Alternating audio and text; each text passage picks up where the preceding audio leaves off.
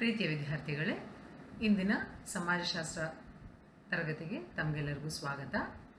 Today we are talking about recent changes that have taken place in Hindu marriage system in this session 5. I am Deepa SV, working as assistant professor in Department of Sociology at Government First Aid College, Chikbalapura. We all know very well that marriage is considered to be sacrament among Hindus. Lot many changes have occurred in marital system because society is very dynamic. That is why what will happen is any changes that are happening in the society that gets reflected in all the institutions that are existing in the society. So institutional structure and functions also keeps changing in accordance with the time. Similarly, in marriage also it has happened. ಎಲ್ಲರಿಗೂ ತಿಳಿದಿರೋ ಹಾಗೆ ವಿವಾಹವನ್ನು ಒಂದು ಪವಿತ್ರ ಸಂಸ್ಕಾರ ಅಂತ ಹಿಂದೂ ಧರ್ಮದಲ್ಲಿ ಭಾವಿಸಿರುವಂಥದ್ದು, ಹಾಗೆಯೇ ನಡೆದುಕೊಂಡು ಬರ್ತಾ ಇರುವಂಥದ್ದು. ಆದರೂ ಸಹ ಸಮಾಜ ಡೈನಮಿಕ್ ಆಗಿರೋದ್ರಿಂದ, ಕ್ರಿಯಾತ್ಮಕವಾಗಿ ಬದಲಾವಣೆಗಳನ್ನ ಅಡಾಪ್ಟ್ ಮಾಡ್ಕೊಳ್ತಾ ಇರೋದ್ರಿಂದ ಎಲ್ಲ ರೀತಿಯ ಬದಲಾವಣೆಗಳು ಸಮಾಜದಲ್ಲಿ ಅಸ್ತಿತ್ವದಲ್ಲಿರುವಂತಹ ಅನೇಕ ವ್ಯವಸ್ಥೆಗಳ ಮೇಲೆ, ಅನೇಕ ಸಂಸ್ಥೆಗಳ ಮೇಲೆ ತನ್ನ ಒಂದು ಪ್ರಭಾವವನ್ನು ಬೀರ್ತಾ ಹೋಗುತ್ತೆ. ಅದೇ ರೀತಿಯಾಗಿ ವಿವಾಹ ವ್ಯವಸ್ಥೆಯಲ್ಲೂ ಸಹ ಅನೇಕ ಬದಲಾವಣೆಗಳು ಸಂಭವಿಸಿರುವಂಥದ್ದು. ಅದರಲ್ಲಿ ಸಾಂಸ್ಥಿಕ ರಚನೆ ಮತ್ತು ಕಾರ್ಯಗಳಲ್ಲಿ ಬದಲಾವಣೆಗಳು ಉಂಟಾಗಿರುವಂಥದ್ದು. ಪ್ರತಿಯೊಂದು ಸಂಸ್ಥೆಯಲ್ಲೂ ಸಹ ಸಮಯಕ್ಕೆ ಅನುಗುಣವಾಗಿ ಈ ಬದಲಾವಣೆಗಳು ನಡೀತಾ ಹೋಗುವಂಥದ್ದನ್ನು ನಾವು ಕಾಣ್ತಾ ಬರ್ಬೋದು. ಹಾಗಾದರೆ ನಾವಿವಾಗ ಹಿಂದೂ ವಿವಾಹ ವ್ಯವಸ್ಥೆಯಲ್ಲಿ ಇತ್ತೀಚಿನ ದಿನಗಳಲ್ಲಿ ಉಂಟಾಗಿರುವಂತಹ ಬದಲಾವಣೆಗಳು ಯಾವುದು ಅನ್ನೋದನ್ನು ಈಗ ತಿಳಿದುಕೊಳ್ಳೋಣ ಬನ್ನಿ. The first change that we talk about is the rules of marriage. As we know very well, endogamy and exogamy are the two rules of marriage, where the marriage is going to take place within the caste and subcaste and outside the caste and subcaste. Within the caste is called as endogamy and outside the caste is called as exogamy. But in the modern days, these things are not very strictly followed. We are witnessing subcaste marriages, I mean to say marriages within the subcaste, intercaste marriages are happening, love marriages are happening, and the life partners have been selected by the groom and bride, they themselves. So all these are to some extent breaking the rules of marriage. Breaking the rules of marriage in the sense a slight changes have happened. ವಿವಾಹದಲ್ಲಿನ ನಿಯಮಗಳಲ್ಲಿ ಬದಲಾವಣೆಗಳನ್ನ ನಾವಿವತ್ತು ಕಾಣ್ತಾ ಇರುವಂಥದ್ದು. ಇಲ್ಲಿ ಒಳ ಪಂಗಡ ವಿವಾಹ ಮತ್ತು ಹೊರ ಪಂಗಡ ವಿವಾಹ, ಎಂಡೋಗ್ಯಾಮಿ ಆ್ಯಂಡ್ ಎಕ್ಸೋಗ್ಯಾಮಿ ಅಂತ ಏನು ಹೇಳ್ತೀವಿ, ಇವುಗಳನ್ನು ನಾವು ಇವತ್ತಿನ ಸಮಾಜದಲ್ಲಿ ಕಟ್ಟುನಿಟ್ಟಾಗಿ ಪಾಲಿಸ್ತಾ ಇಲ್ಲ ಅನ್ನುವಂಥದ್ದು. ವಿವಾಹಗಳಲ್ಲಿ ಜಾತಿ ಉಪಜಾತಿಯ ಒಳಗೆ ವಿವಾಹಗಳು ನಡೀತಾ ಇದೆ, ಹೊರಗೂ ನಡೀತಾ ಇದೆ, ಅಂತರ್ಜಾತಿ ವಿವಾಹಗಳು ನಡೀತಾ ಇದೆ, ಪ್ರೇಮ ವಿವಾಹಗಳು ನಡೀತಾ ಇದೆ, ಹುಡುಗ ಅಥವಾ ಹುಡುಗಿ ಸ್ವಂತವಾಗಿ ತಾವು ತಮ್ಮ ಲೈಫ್ ಪಾರ್ಟ್ನರನ್ನು ಆಯ್ಕೆ ಮಾಡಿಕೊಳ್ಳುವಂತಹ ಒಂದು ಪ್ರಕ್ರಿಯೆ ಸಹ ನಡೀತಾ ಇದೆ. ಇವೆಲ್ಲವೂ ವಿವಾಹದ ನಿಯಮಗಳಲ್ಲಿ ನಾವು ಇವತ್ತು ಕಾಣ್ತಾ ಇರುವಂತಹ ಬದಲಾವಣೆಗಳು ಅಂತ ನಾವು ಇಲ್ಲಿ ಹೇಳ್ತಾ ಬರಬಹುದು. Then the second change that we can witness in Hindu marriage is changes in the form of marriage. Traditional forms of marriages, what we used to find, are almost legally prohibited. Only the monogamous marriage is legally allowed, and the Gandharva Vivaha, which came from the traditional forms, it is into practice in the form of love marriage in the modern days. These are the kind of changes that have taken place in the form of marriage.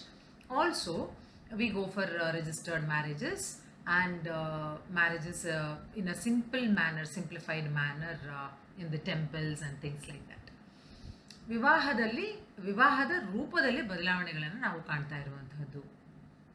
ಅಂದರೆ ಸಾಂಪ್ರದಾಯಿಕವಾದಂತಹ ವಿವಾಹ ರೂಪಗಳನ್ನು ನಾವು ನೋಡ್ತಾ ಬಂದಾಗ ಏನೇನೆಲ್ಲ ಇದ್ದವೋ ಅವುಗಳಲ್ಲಿ ಅನೇಕ ವಿವಾಹ ಪ್ರಕಾರಗಳನ್ನು ಕಾನೂನುಬದ್ಧವಾಗಿ ನಿಷೇಧ ಮಾಡಲಾಗಿರುವಂಥದ್ದು. ಕೇವಲ ಏಕಪತ್ನಿತ್ವ ಅಥವಾ ಏಕಪತಿತ್ವ ವಿವಾಹವನ್ನು ಮಾತ್ರ ಅನುಮತಿ ನೀಡಲಾಗಿರುವಂತಹದ್ದು ಕಾನೂನಿನಲ್ಲಿ. ಸಾಂಪ್ರದಾಯಿಕ ವಿವಾಹ ಪ್ರಕಾರಗಳಲ್ಲಿ ಕಂಡುಬರುವಂತಹ ಗಾಂಧರ್ವ ವಿವಾಹ ಅನ್ನೋದು ಇಂದಿನ ಪ್ರೇಮ ವಿವಾಹದ ರೂಪದಲ್ಲಿ ಆಚರಣೆಯಲ್ಲಿ ಮುಂದುವರಿತಾ ಇರೋದನ್ನು ನಾವು ಕಾಣ್ತಾ ಇರುವಂಥದ್ದು. ಇದಷ್ಟೇ ಅಲ್ಲದೆ ರಿಜಿಸ್ಟರ್ಡ್ ಮ್ಯಾರೇಜಸ್ ಅಂದರೆ ನೋಂದಣಿ ಮಾಡಿಕೊಂಡು ವಿವಾಹ ಮಾಡಿಕೊಳ್ಳುವಂತಹ ಒಂದು ಪ್ರಾಕ್ಟೀಸ್ ಸಹ ನಾವಿವತ್ತು ನಮ್ಮ ಸಮಾಜದಲ್ಲಿ ಕಾಣ್ತಾ ಬರಬಹುದು. ಮುಂದುವರೆದು ವಿವಾಹದ ಗುರಿ ಉದ್ದೇಶಗಳಲ್ಲಿ ಬದಲಾವಣೆಗಳು ಉಂಟಾಗಿರೋದನ್ನು ನಾವು ನೋಡ್ತಾ ಇದ್ದೀವಿ. ಅಂದರೆ ಮೊದಲಿಗೆ ನಾವು ತಿಳಿದುಕೊಳ್ತಾ ಇದ್ದ ಹಾಗೆ ಕೇವಲ ಧಾರ್ಮಿಕ ಉದ್ದೇಶದಿಂದ ಮಾತ್ರವೇ ವಿವಾಹಗಳು ಆಗ್ತಾ ಇದ್ದಂಥದ್ದು ಅನ್ನುವಂತಹ ಒಂದು ಪರಿಕಲ್ಪನೆ ಏನಿತ್ತು, ಅದರ ಜೊತೆಗೆ ಇವಾಗ ಕೇವಲ ಧಾರ್ಮಿಕ ಉದ್ದೇಶವಷ್ಟೇ ಅಲ್ಲ, ಜೀವಮಾನದ ಒಡನಾಟವನ್ನು ನಾವು ಇಟ್ಕೊಳ್ಬೇಕು ಅಂತ ಹೇಳಿದ್ರೆ ವಿವಾಹ ಅನ್ನುವಂಥದ್ದು ಆ ಒಂದು ದೃಷ್ಟಿಯಲ್ಲಿ ಇವತ್ತು ವಿವಾಹಗಳು ನಡೀತಾ ಇದೆ ಅಂತ ನಾವಿಲ್ಲಿ ಅರ್ಥೈಸ್ಕೊಳ್ತಾ ಬರ್ಬೋದು. Changes in the aim and purpose of marriage that we can witness is that lifelong companionship is preferred rather than religious purpose. That is why the concepts like live-in relationship, other kind of marital practices have come in, because lifelong companionship is important rather than religious purpose. Then we can witness that changes in the marriage age is also one of the aspect that we can witness. There are various reasons for this, something like higher education and to settle down in one's own life. People want to make up their career, whether it is a man or a woman. They want to attain success. All these things leads to postponement of age of marriage. Unless they don't attain their success in their life, they don't want to get married. Until and unless they don't want to achieve their higher education, they don't want to get married. They want to settle down, they don't want to get married.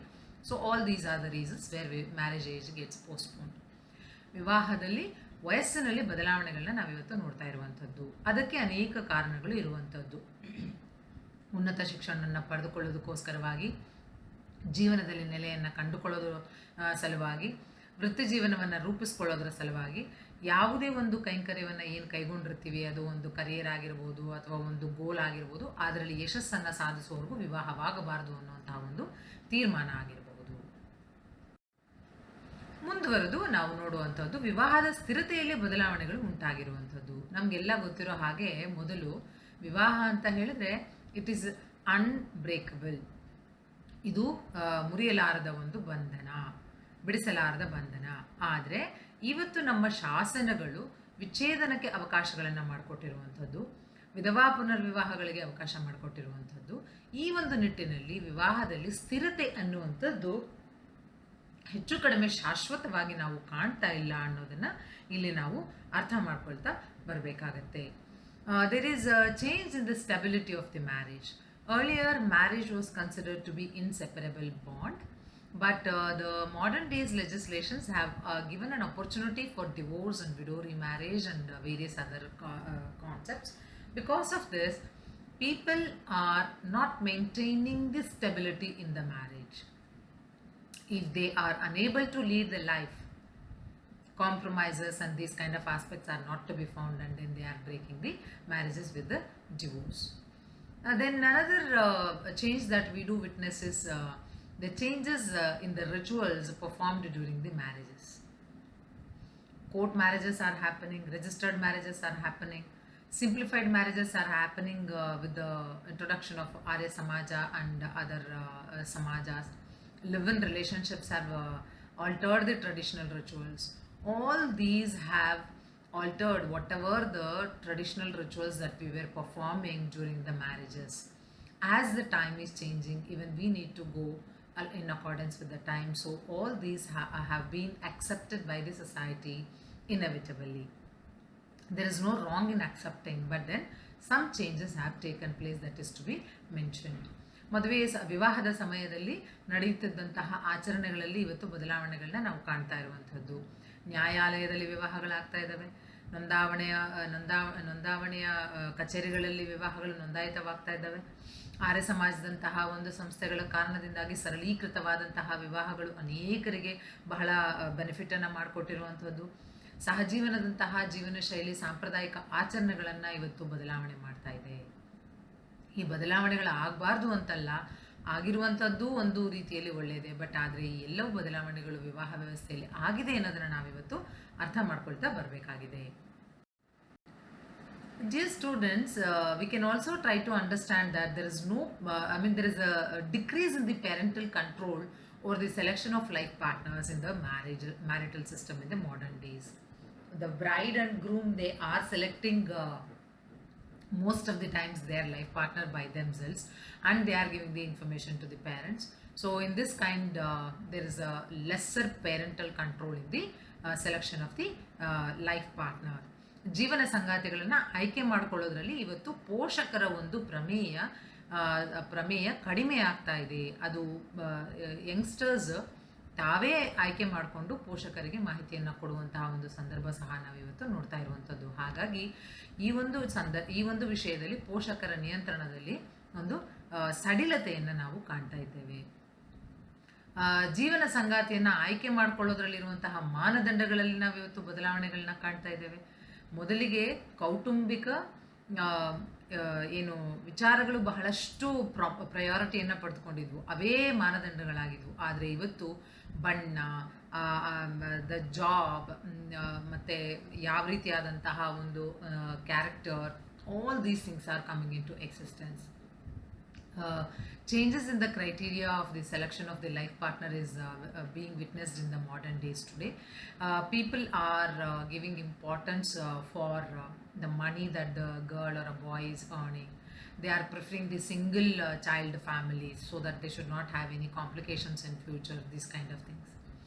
Then we also say that the modern marriages have become costly marriage ceremonies. In the sense, there are a lot of pre-wedding shootings are happening, orchestras are happening which are very, very lavish. Sometimes it is not that we should not have it, because it is one of the blessing kind of a thing, but then it is lavishly happening. And in most of the families, they are lavishly spending on decoration. Theme based decorations are preferred in the modern days. Costly invitation cards are getting printed. All these things show that marriage as a ceremony has become too costly. ವಿವಾಹ ಸಮಾರಂಭ ಅನ್ನುವಂಥದ್ದು ಸರಳತೆಯಿಂದ ದುಬಾರಿಯ ಕಡೆಗೆ ಇವತ್ತು ಹೋಗ್ಬಿಟ್ಟಿರುವಂಥದ್ದನ್ನು ನಾವು ನೋಡ್ತಾ ಇರುವಂಥದ್ದು.